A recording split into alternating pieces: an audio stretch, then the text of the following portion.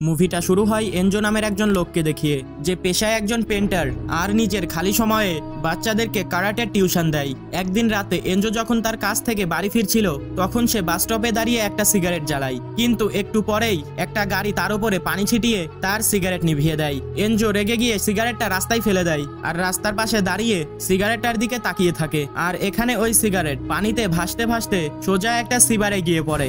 আর এই সিবার bank of রিওকের একদম সামনে ছিল। এখন এনজো ওই সিবারের পিছু করতে করতে একটা বড় ব্রিজের ওপর পৌঁছায়, যেখান থেকে সিবারের সমস্ত পানি বাইরে বের হচ্ছিল।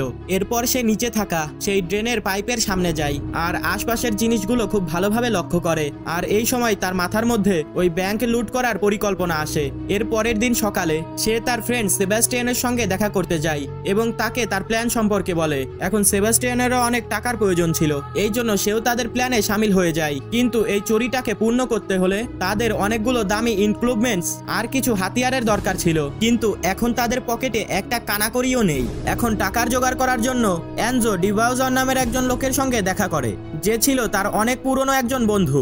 আসলে ডিবাউজারের কাছেও এত টাকা ছিল না যে সে এই চুরিটাকে ফান্ড করতে পারে। এই জন্য সে এনজোকে মারিও নামের একজন লোকের সঙ্গে দেখা করতে বলে।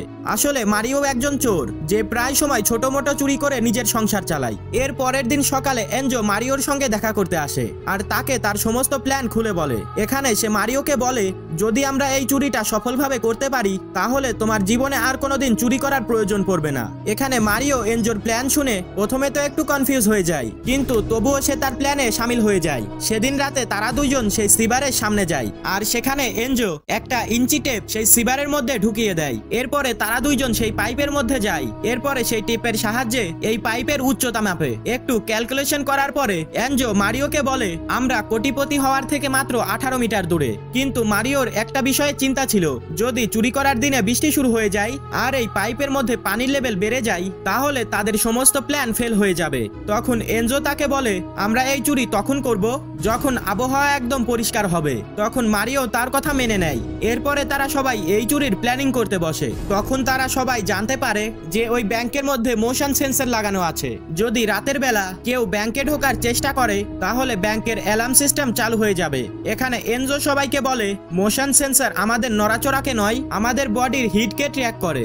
এরপরে এনজো স্লিপিং ব্যাগ দিয়ে একটা বিশেষ ধরনের স্যুট তৈরি করে, যাতে সে তার বডির হিটকে লুকিয়ে রাখতে পারে। এর পরের দিন এনজো সেই ব্যাংকের মধ্যে যায় আর ভেতরে থাকা সমস্ত ডিপার্টমেন্টের ফটো তুলতে থাকে, যাতে সে ব্যাংকের স্ট্রাকচারকে বুঝে একটা ম্যাপ তৈরি করতে পারে। এর মধ্যেই ব্যাংকের সিকিউরিটি গার্ড এনজোকে ফটো তুলতে দেখে ফেলে আর এনজোকে তাদের সাথে ব্যাংকের বেসমেন্টে নিয়ে যায়। আসলে এটা এনজোর একটা চাল ছিল, যাতে সে ব্যাংকের বেসমেন্ট পর্যন্ত পৌঁছাতে পারে আর সেখানে থাকা সমস্ত লকারকে কাছ থেকে দেখতে পারে। এখানে গার্ড এনজোর ক্যামেরাটাকে ভালো করে চেক করে, কিন্তু তারা এই ক্যামেরা থেকে কিছুই পায় না, কারণ এনজো প্রথমেই ক্যামেরার এসডি কার্ড বের করে নিয়েছিল। এখন যেহেতু গার্ডরা এনজোর বিরুদ্ধে কোনো প্রমাণ বের করতে পারে না, এই জন্য তারা তাকে ছেড়ে দেয়। এরপরে এনজো তার সমস্ত সঙ্গীর কাছে যায় আর তাদেরকে সেই ব্যাংকের ব্লুপ্রিন্ট দেখায়, যেটা সে ওই সমস্ত ফটো দেখে বানিয়েছিল।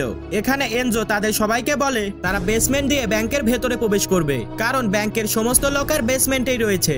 এখন ব্লুপ্রিন্ট পাওয়ার পরে তারা একটা সাইকেল নিয়ে ব্যাংক আর সিবারের দূরত্ব কত সেটা পর্যবেক্ষণ করে। তারা সাইকেলের টায়ারে এক জায়গায় মার্ক করে আর সেটাকে সিবার থেকে চালিয়ে ব্যাংক পর্যন্ত নিয়ে যায়। আর এই সময় সাইকেলের টায়ার কতবার ঘোরে সেটাকে কাউন্ট করে এই দূরত্ব মাপে। এর পরের দিন এনজো কিছু ক্যালকুলেশন করে সেই অ্যাঙ্গেলের খোঁজ করে, যেই অ্যাঙ্গেলে ঘোরার পরে তারা সোজা ব্যাংকের ভেতরে গিয়ে পৌঁছাবে। এর মধ্যেই এনজো মারিওকে বলে, তারা যেই টাকাগুলো চুরি করতে যাচ্ছে ব্যাংকের কাছে এই টাকার ইন্স্যুরেন্স আছে, এর মানে এইটাই হচ্ছে যে আমাদের টাকার কোনো ক্ষতিই হবে না। সেদিন রাতে তারা সবাই ওই সিবারের নিচে যায় আর সেই পাইপের মধ্যে একটা সুড়ঙ্গ খুঁড়তে থাকে। এর মধ্যেই তারা তাদের প্ল্যানে অ্যালবার্টো নামের একজন লোককে সামিল করে, যে চুরি করার পর সেখান থেকে তাদেরকে পলাতে সাহায্য করবে। কিন্তু এত প্ল্যান করার পরেও তাদের সব থেকে বড় প্রবলেম একটা ছিল, যে ব্যাংকের ভেতরে থাকা ওই সমস্ত লকারকে খুলবে কিভাবে। আসলে ওই ব্যাংকের ভেতরে 400-রও বেশি লকার ছিল। যদি তাদের একটা লকার খুলতে 1 মিনিট লাগে তাহলে ওই সমস্ত লকার খুলতে তাদের 6 ঘন্টা সময় লাগতে পারে। এর পরের দিন মারিও ওই ব্যাংকের আরেকটা ব্রাঞ্চে যায় আর সেখানে তার নামে একটা লকার নিয়ে নেয়। আর এই লকার খোলার সময় সে ওই লকারের মেকানিজমকে খুব ভালো করে দেখে নেয়। এর পরের দিন মারিও আর তার সাথীরা মিলে একটা ভ্যান চুরি করে, যেটার ব্যবহার চুরি করার পর তারা পালানোর সময় ব্যবহার করবে। এরপরে তারা এলবার্টোর বাড়িতে পৌঁছায় আর বাইরে দাঁড়িয়ে তার অপেক্ষা করতে থাকে। আর তখনই সেখানে পুলিশের একটা টিম চলে আসে আর তাদের সবার থেকে জিজ্ঞাসাবাদ করতে থাকে, কারণ তারা এই ভ্যান রাস্তার মাঝখানে দাঁড় করে রেখেছিল। পুলিশের তাদের উপর সন্দেহ করার আগেই এলবার্টো এবং তার স্ত্রী বাড়ির বাইরে চলে আসে আর পুলিশদেরকে বলে এরা সবাই আমাদের গেস্ট আর এরা আমাদের অপেক্ষা করছিল। সেদিন রাতে আবারও তারা সেই সিবারের মধ্যে যায়, ওই সুড়ঙ্গ খোঁড়া সম্পূর্ণ করে, কিন্তু কিছুক্ষণ খোদাই করার পরে তাদের ড্রিল মেশিন ভেঙে যায় আর তাদের কাম মাঝপথেই বন্ধ হয়ে যায়। আর এইটা দেখে মারিও অনেক হতাশ হয়ে পড়ে আর তাদের সবাইকে বলে আমি প্রথমেই এই কামের মধ্যে আমার সমস্ত সেভিংস লাগিয়ে দিয়েছি আর আমি এখন এই কাজে বেশি টাকা লাগাতে পারবো না। এই কথা বলে মারিও সেখান থেকে চলে যায়। সেদিন রাতে এনজো যখন তার গার্লফ্রেন্ডের সাথে ছিল তখন কথায় কথায় এনজোর মাথায় একটা আইডিয়া আসে। এর পরের দিন সকালে সে মারিওর সঙ্গে দেখা করতে তার বাড়িতে যায় আর তাকে তার সমস্ত প্ল্যান খুলে বলে। এখানে এনজো বলে আমরা ওই ব্যাংকে রাতে নয় দিনের বেলা লুট করব।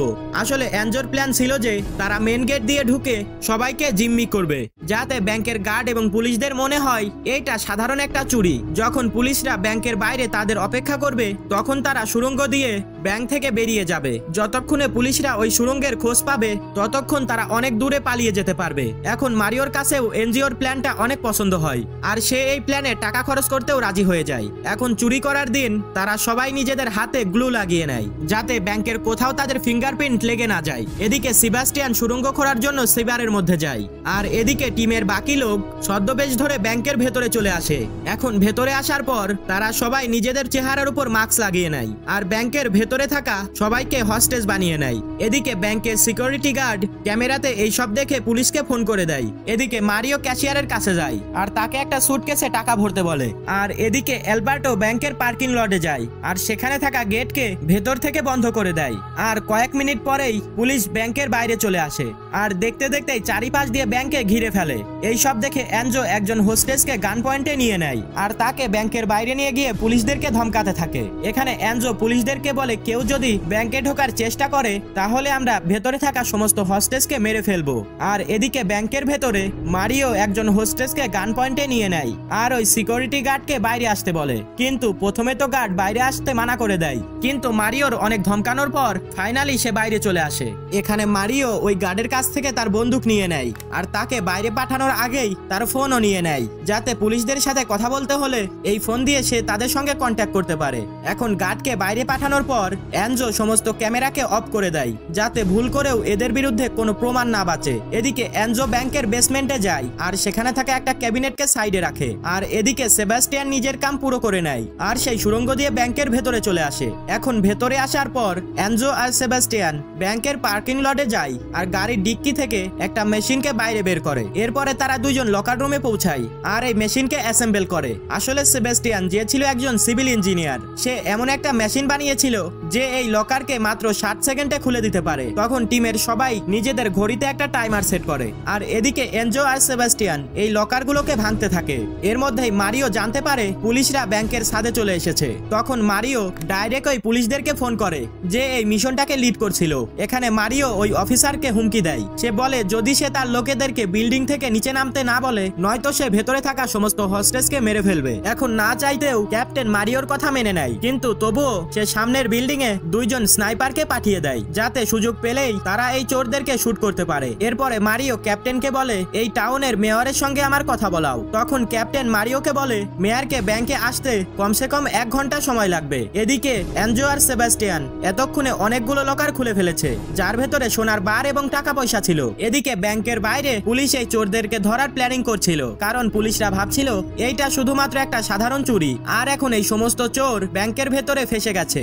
এই জন্য ক্যাপ্টেন মারিওকে আবারও কল করে আর ওকে স্যালেন্ডার করার অফার দেয়। এখানে ক্যাপ্টেন মারিওকে বলে যদি তোমরা নিজেদেরকে পুলিশদের হাতে তুলে দাও তাহলে আমি তোমাদেরকে একটা সরকারি উকিল দিয়ে দেব, যেটা থেকে তুমি এবং তোমার সাথীরা অনেক কম শাস্তি পাবে। কিন্তু মারিও এই অফারটাকে একসেপ্ট করে না আর ভাবার জন্য একটু সময় চাই। এদিকে আমরা একজন বৃদ্ধ মহিলা মহিলাকে দেখতে পায় যার আজকে জন্মদিন। তো এখন যখন মারিও এই কথাটা জানতে পারে তখন সে এই মহিলাটাকে একটা চকলেট দেয় বার্থডে গিফট হিসেবে, আর তাকে ব্যাংক থেকে বাইরে বের করে দেয়। এখন একটু পরেই মেয়র ব্যাংকের বাইরে চলে আসে, আর পুলিশ যখন মারিওকে মেয়রের সঙ্গে কথা বলায় তখন সে ওই মেয়রকে অনেক খারাপ ভাষায় গালিগালাজ করতে থাকে। এরপরে মারিও ক্যাপ্টেনকে বলে, এইবার আমার কোনো মিনিস্টারকে দরকার নেই, এইবার আমাকে আমার উকিলের সঙ্গে কথা বলাও। এরপরে ক্যাপ্টেন যখন মারিওর কাছ থেকে তার উকিলের নাম্বার চাই তখন সে একজন হোস্টেজের নাম্বার দিয়ে দেয়। এরপরে ক্যাপ্টেন যখন ওই নাম্বারে কল করে তখন মারিও নিজের কণ্ঠ চেঞ্জ করে তার সঙ্গে কথা বলতে থাকে। আসলে মারিও এমনটা এই জন্য করছিল যাতে তার সমস্ত সাথীরা আরেকটু সময় পায়। এদিকে এনজো আর বাকি লোক চুরি করা সমস্ত মাল ওই সুড়ঙ্গ দিয়ে ট্রান্সফার করছিল, আর এদিকে মারিও পুলিশ আর হোস্টেজদের ম্যানেজ করছিল।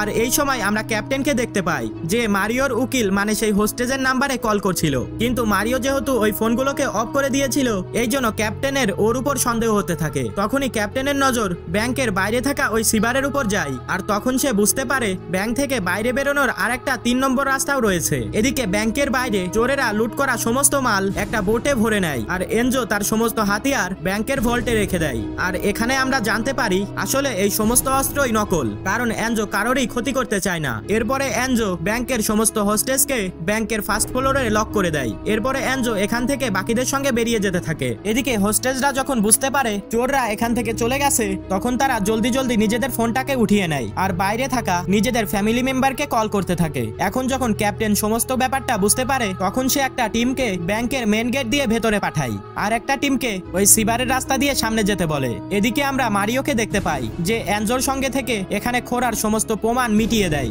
আর জলদি জলদি নিজেদের সাথীদের কাছে চলে আসে। আর এখানে এই গল্পটা ফ্ল্যাশব্যাকে চলে যায় যেখানে এনজো আর তার সাথী এই চুরির প্ল্যানিং করছিল। আসলে এনজো এটা জানতো যে পুলিশ এটার আন্দাজ লাগিয়ে নেবে যে চোর এই সিবারের রাস্তা দিয়ে ভাগতে যাবে, এই জন্য এনজো এবং তার সাথীরা এই সিবারের মধ্যে ছোট একটা ড্যাম বানিয়ে দিয়েছে যাতে এই পানির বাহাওটা অন্যদিকে মুড়ে যায় আর তাদের মোটরবোট নিয়ে অন্যদিকে যেতে পারে। এরপরে ক্যাপ্টেন ব্যাংকের বেসমেন্টে যায় যেখানে সেই সুড়ঙ্গ দেখতে পায়, কিন্তু সে এই সুড়ঙ্গ দিয়ে ওই চোরদের পিছু করতে পারবে না কারণ তারা এই সুড়ঙ্গের মুখে একটা বম লাগিয়ে রেখেছে। কিন্তু অনেক জলদি ক্যাপ্টেন এটা জানতে পারে এই চোরেদের সমস্ত বাকি হাতিয়ারের সাথে এই বমটাও নকল। কিন্তু এখন এই সব করার কোনোই ফায়দা নেই কারণ এই সমস্ত চোর তাদের এক্সিট পয়েন্ট পর্যন্ত পৌঁছে গিয়েছে। আর এখানে এনজো এবং তার বাকি সাথী সিবারের ভেতর দিয়ে ভ্যানের ভেতরে চলে আসে। এরপরে সেবাস্টিয়ান চুরি করা সমস্ত মাল উপরে পৌঁছে দেয়। এরপরে সেবাস্টিয়ানও উপরে চলে আসে। এরপরে তারা সবাই এখান থেকে চলে যায়। আর এইভাবে চোরের একটা সাধারণ গ্রুপ মিলে দেশের সরকার এবং পুলিশদেরকে বোকা বানিয়ে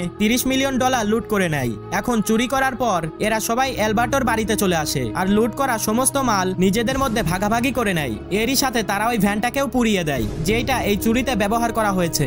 এখন এই সমস্ত প্রমাণকে মিটিয়ে দেওয়ার পর এরা সবাই নিজেদের রাস্তায় চলে যায় আর লুট করা টাকা দিয়ে একটা আরামদায়ক জীবন জিতে থাকে। কিন্তু কিছু মাস পর অ্যালবার্টোর ওয়াইফ এটা জানতে পেরে যায় যে অ্যালবার্টোর আরেকটা মেয়ের সঙ্গে এফআইআর চলছে। এখন অ্যালবার্টোর স্ত্রী রেগে গিয়ে সে সোজা পুলিশের কাছে চলে যায় আর তাদেরকে এই চুরির ব্যাপারে সমস্ত কথা বলে দেয়। আর যখনই পুলিশরা এই চোরদের ব্যাপারে জানতে পারে তখনই তারা এক এক করে সবাইকেই ধরে ফেলে আর তাদের কাছে থাকা সমস্ত টাকা জব্দ করে নেয় আর তাদের সবাইকে জেলে ঢুকিয়ে দেয়। এরপরে আমরা 7 মাস পরের ঘটনা দেখতে পাই যখন এনজো জেল থেকে ছাড়া পায় আর মারিও একটা দামি গাড়ি নিয়ে জেলের বাইরে তার অপেক্ষা করছিল। আর এখানেই আমরা জানতে পারি যে এনজো প্রথমেই এই কথা ভেবে রেখেছিল যে যদি তারা সবাই ধরা পড়েও যায় কিন্তু তারা অনেক কম শাস্তি পাবে কারণ তারা চুরি করার সময় নকল হাতিয়ার ব্যবহার করেছিল আর কারোর কোনো ক্ষতি করেনি। এই কারণেই কোর্ট তাদেরকে মাত্র 7 মাসের জেল দেয়। আর এরই সাথে ব্যাংকে রাখা কোনো টাকারই রেকর্ড ছিল না, এই জন্য সরকার এটা জানতে পারে না যে আসলে এই চোররা কত টাকা চুরি করেছিল। কিন্তু ব্যাংক এটা দাবি করে যে এই চোরেরা নিম্নত $25 মিলিয়ন এবং কয়েক কেজি সোনা চুরি করেছে, কিন্তু প্রমাণের অভাবে এইসব কোনো কিছুই ফেরত আনা সম্ভব হয়নি। কিন্তু তল্লাশি করার সময় পুলিশরা শুধু $1 মিলিয়ন পেয়েছে, যার মানে এইটা হয় যে এই লুট করার বড় ভাগটা তারা লুকিয়ে রেখেছিল। আর ফাইনালি এনজো আর তার বাকি সাথীরা জেল থেকে মুক্তি পেয়ে যায় আর এখানেই মুভিটা শেষ হয়ে যায়। তো বন্ধুরা, কেমন লাগলো আজকের ভিডিওটা ভালো লাগলে অবশ্যই লাইক করে চ্যানেলটাকে সাবস্ক্রাইব করে রাখতে পারেন। আজকের জন্য বিদায় নিচ্ছি। আসসালামু আলাইকুম।